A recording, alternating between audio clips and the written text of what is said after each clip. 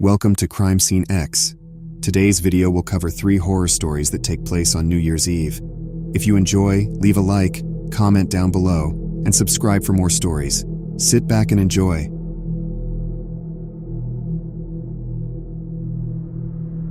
New Year's Eve was always a time for celebration, but this year, I decided to do something different. As a crime scene investigator in a bustling city, I had seen more than my share of humanity's darker side. To clear my mind, I rented a remote cabin in the mountains, far from the chaos and noise of the city. The cabin was nestled in a snow-covered valley, surrounded by towering pines. It was the perfect place to unwind and reflect.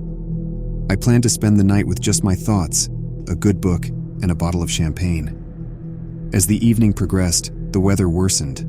A fierce snowstorm blanketed the area, the howling wind and heavy snow creating an impenetrable white curtain around the cabin. I wasn't worried initially. The cabin was well stocked, and I was prepared for harsh weather. But then, around 10 p.m., a frantic knocking shattered the silence. Surprised, I hesitated. Who could possibly be out here in the storm? Cautiously, I opened the door to find a young woman, half frozen and terrified. She was incoherent, her words jumbled by hypothermia and fear. I brought her inside, wrapping her in blankets and trying to warm her up. As she slowly regained her composure, her story unfolded. She and her boyfriend had come to the mountains to celebrate the new year, but had gotten lost in the storm. They stumbled upon my cabin after hours of wandering. I asked about her boyfriend, and her eyes filled with terror. She explained that they were being followed, that someone had been stalking them through the woods.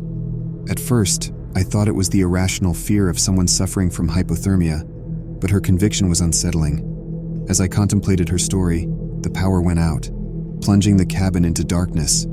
The only light came from the fireplace, casting eerie shadows on the walls. The woman became increasingly agitated, claiming she could hear her stalker outside.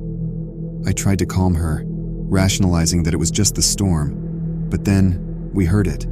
A series of thuds, like heavy footsteps in the snow, circling the cabin. My heart raced. As a crime scene investigator, I was trained to handle dangerous situations, but this was different. I was isolated, cut off from any immediate help. Grabbing a flashlight and a kitchen knife, I peered out the window. In the storm's chaos, I could barely see anything, but the occasional flash of lightning revealed footprints in the snow, leading up to the cabin and then away into the woods. The situation was now a matter of survival. I secured the doors and windows, doing my best to reassure the woman. We stayed awake, vigilant and anxious, as the hours ticked by. The sounds outside continued intermittently, a psychological torture that frayed our nerves. As dawn broke, the storm began to subside. With the first light of the new year, we ventured outside. The snow was trampled in places, and there were signs of someone having been there, but the tracks were obscured by fresh snowfall. The woman's boyfriend was never found, and the identity of the stalker remained a mystery. The police conducted a search, but the storm had covered any useful evidence. They speculated it might have been a local with a disturbed mind, or perhaps a wanderer caught in the storm. But I couldn't shake the feeling that we had narrowly escaped something truly sinister. The experience haunted me, a grim reminder of the unknown dangers that lurk in the shadows. My New Year's Eve in isolation had turned into a night of terror, an ordeal that would forever change the way I viewed the world. As I left the mountains, the untouched snow seemed to mockingly cover the traces of the horror that had transpired, a chilling secret hidden beneath a blanket of white.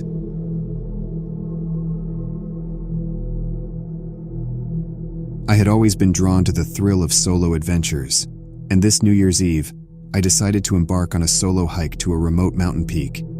The idea was to welcome the new year at the summit, isolated from the world, with only the stars for company. The hike was challenging, but invigorating, the path taking me through dense forest and rugged terrain. The silence of the wilderness was a stark contrast to the usual sounds of New Year's celebrations. As the sun set, I set up camp just below the summit, planning to complete the final ascent at midnight. The night was exceptionally clear, the sky a tapestry of stars. I felt a profound sense of peace as I sat by my small campfire, reflecting on the year gone by. But as the hours passed, a sense of unease began to creep over me. The forest seemed too quiet, the silence unnerving. As I prepared for the final leg of my hike to the summit, I noticed something unsettling, faint footprints in the snow that circled my campsite. They were fresh, indicating that someone or something had been watching me. I scanned the surrounding forest with my flashlight, but saw nothing. Unnerved but determined, I started the ascent to the summit. The footprints followed, a parallel trail to my own. My mind raced with possibilities. Was it a curious animal or something more sinister? I quickened my pace, eager to reach the open and safer ground of the summit. The final climb was steep and taxing. As I neared the top, the temperature dropped, and a thick fog rolled in, obscuring my vision. The eerie atmosphere heightened my anxiety. Then I heard it, a soft, whisper-like sound, almost like footsteps crunching in the snow, but eerily synchronized with my own. I reached the summit, but the expected feeling of triumph was overshadowed by fear. The fog was so dense now that I could barely see. The strange footsteps had stopped, but I felt the presence of something just beyond my sight. My heart pounded as I realized I was not alone. In a panic, I turned to descend, but in my haste I lost my footing. I tumbled down the slope, my equipment scattering around me. The fall was not severe, but it disoriented me. When I finally came to a stop, I was lost, the fog making it impossible to determine my direction. I called out for help, but there was no answer, only the echo of my own voice. I was injured, lost, and alone, with the unnerving feeling of being watched. The night that was meant to be a celebration of solitude had turned into a fight for survival. I spent the night huddled against the cold, waiting for the fog to lift. When dawn broke, the fog cleared, and I was able to find my way back to my campsite. The footprints were gone, covered by fresh snow. I never discovered what had followed me, and perhaps it was better that way. I descended the mountain with a new respect for the wilderness and its unseen inhabitants.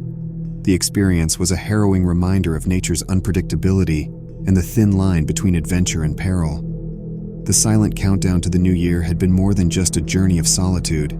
It had been a test of endurance and a brush with the unknown.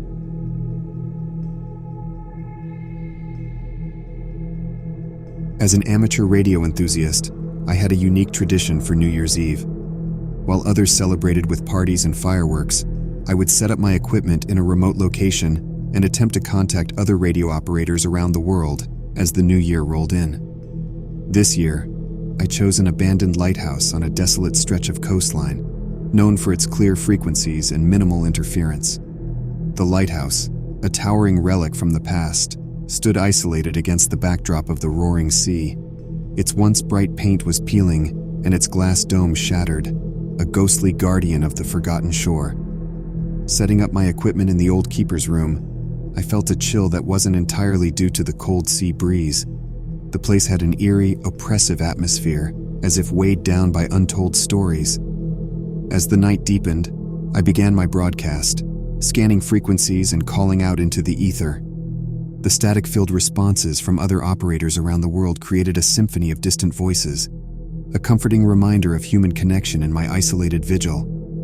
But then, just as the clock struck midnight, a strange interference cut through the normal chatter. It was a signal like none I had ever heard, a series of irregular, jagged beeps that seemed to have an unnerving pattern. Intrigued and unsettled, I tried to trace the signal's origin, but it was elusive, shifting frequencies in a way that felt almost intentional. I decided to broadcast a response, a standard greeting in the hope of identifying the mysterious operator.